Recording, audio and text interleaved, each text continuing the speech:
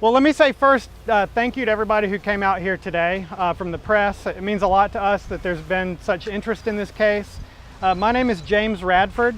I have a small law firm in downtown Decatur called Radford and Keebaugh. We specialize in almost exclusively civil rights cases.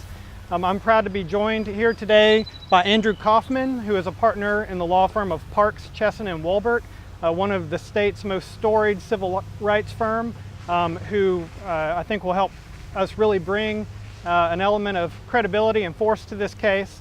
And I want to extend the most important thanks to the folks who are here with me today.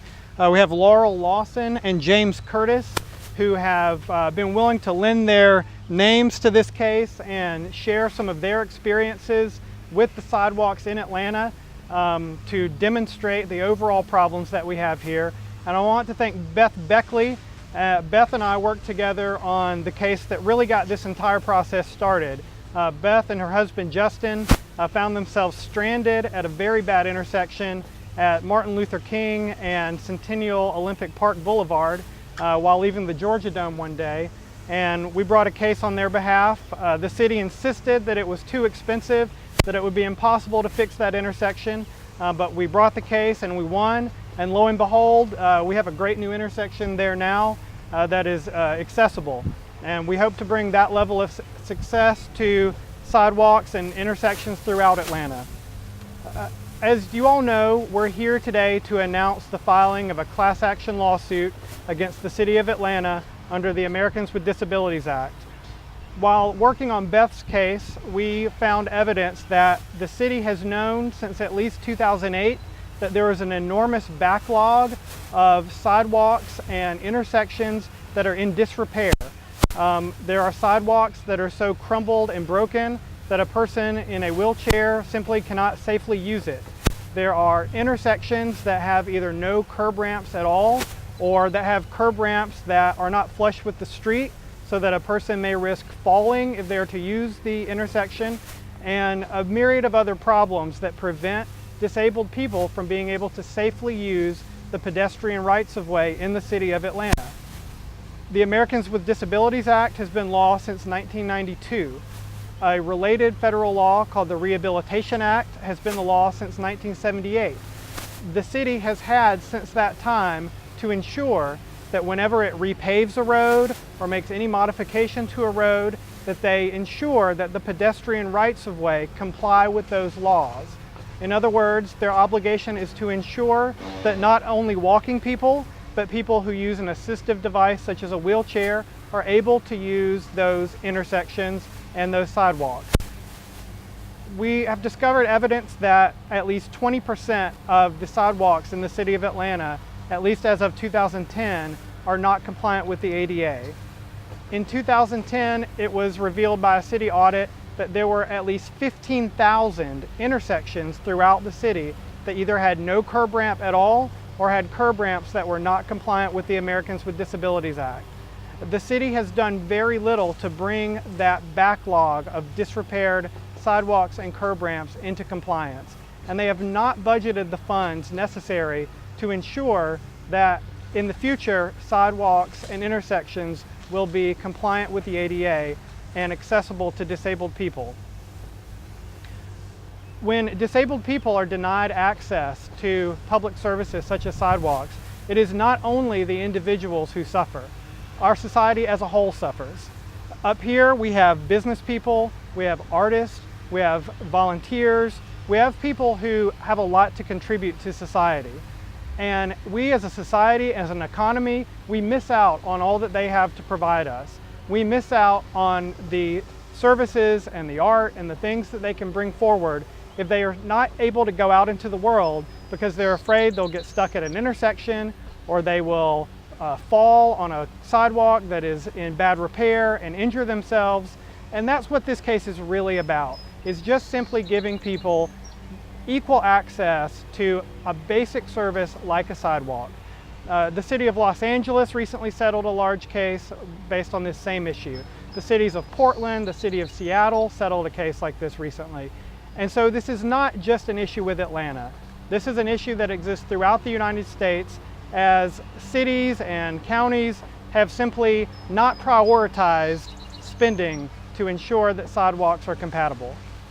One reason we chose this location today is because it demonstrates one of the big issues in Atlanta, which is there are millions and millions of dollars to spend on projects like the Mercedes-Benz Stadium and various other high-profile, fun projects such as that.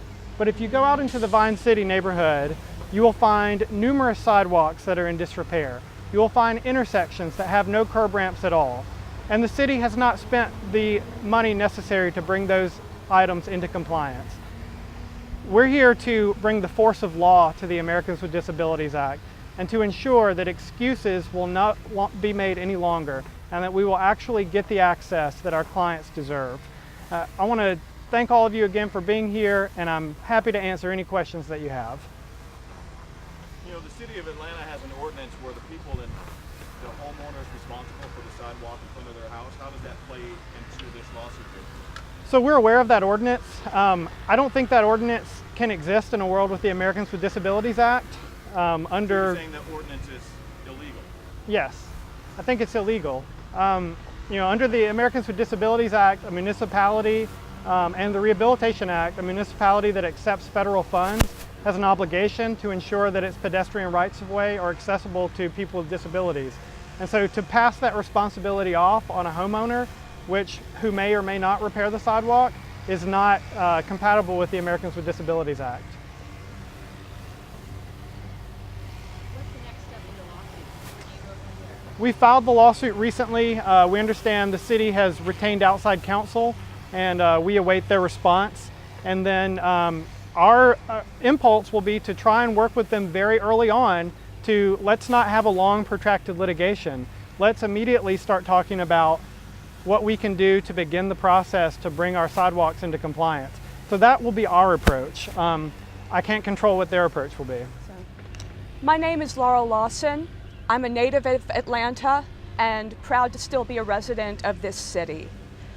Unfortunately, our infrastructure is crumbling around us. When I'm out and about, I don't want to put another car on the roads. I want to be in and be a part of my city. All we ask is for equal access to these public facilities, to travel the sidewalks alongside everybody else. Unfortunately, in many areas, that is simply impossible. The damage to our sidewalks makes it impossible to pass certain locations without going off the sidewalk, going in the streets. I personally have had to roll in the streets, in traffic, on more occasions than I can possibly count, to try to pass intersections without curb cuts. I have fallen, I have risked injury, and I've come to places where I've simply been stranded and unable to pass. My fellow plaintiffs and the people that we represent, and honestly, this issue impacts everybody in the city. Residents, visitors, tourists. What is impassable for me is unsafe for somebody on feet. It affects homeowners, it affects business owners, it affects people who are trying to go to a game at this stadium. What good does the stadium do us if the sidewalks outside are cracked and broken?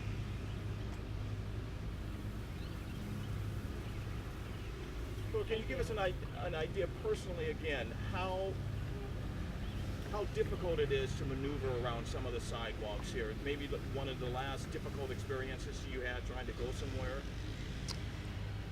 So recently I was trying to make the transition from the MARTA line to the Belt line. The Belt line, newly paved, fantastic. It's fully accessible, but going from the MARTA station to there, The sidewalks are often broken. There are multiple intersections without curb ramping. And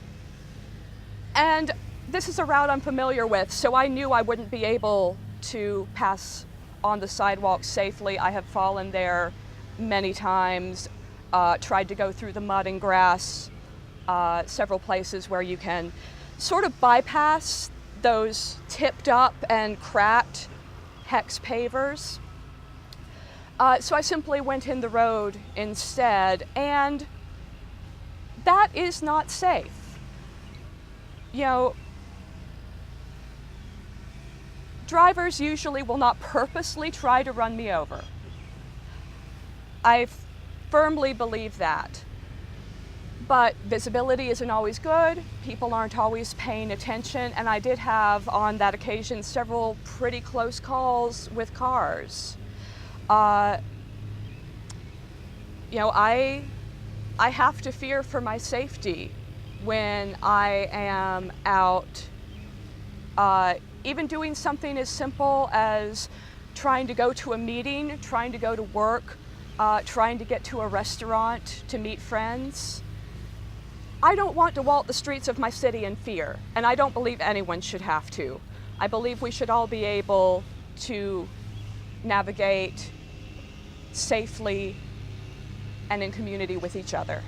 Prior to this lawsuit, have you talked to city council members or the mayor's office about how difficult it is to get around? If so, what did they say to you? We have absolutely been having these conversations for many, many years, through several iterations, in fact, several mayors and iterations of city council.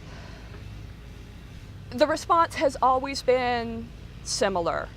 Let's be frank, infrastructure spending isn't sexy. We know this. The stadium is sexy. Fun projects, cool high-profile things, but infrastructure is vital. Our roads, our sidewalks, Atlanta is a city, Atlanta is a people, Atlanta is where we live and the structures that we need to get around. So transit spending, sidewalk spending, basic infrastructure is essential. We don't want to fight the city. We want to work with the city. We want to help them do what is right. You know, it's hard. Budgeting is hard. Allocating this money that needs to be spent but maybe isn't popular is a hard thing. We're just helping them do what is hard but right. My name is James Curtis. I work as a volunteer at Shepherd Center, and anyway, I just wanted to mention that I was able to come here this morning with Jules Margaret and Sally Flock, and anyway, getting here was quite the obstacle. We had to go through a construction site, and we were yelled at for doing that, but there was no alternative. So, and then Jules and I had to, on this street behind us, we had to go in the street the whole way because there are utility poles in the sidewalks. The sidewalks are all broken up. It's and unfortunately this street behind us is just one example of the many intersections that put people's lives at risk, and we need to do something about it.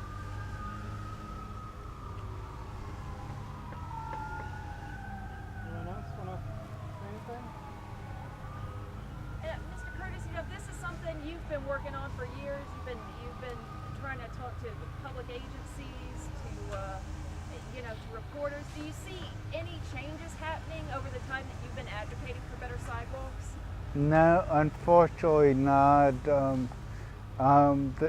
it seems like over the years they've just, well, this is a state road, it's not our responsibility. You need to speak to so-and-so, and then speak to so-and-so, and they say, well, it's not our responsibility. You need to go back where you started. It's just, I know people have their jobs to do, and I can relate to that, but we're trying to be productive members of society as well. And if we can't get to where we want to go, then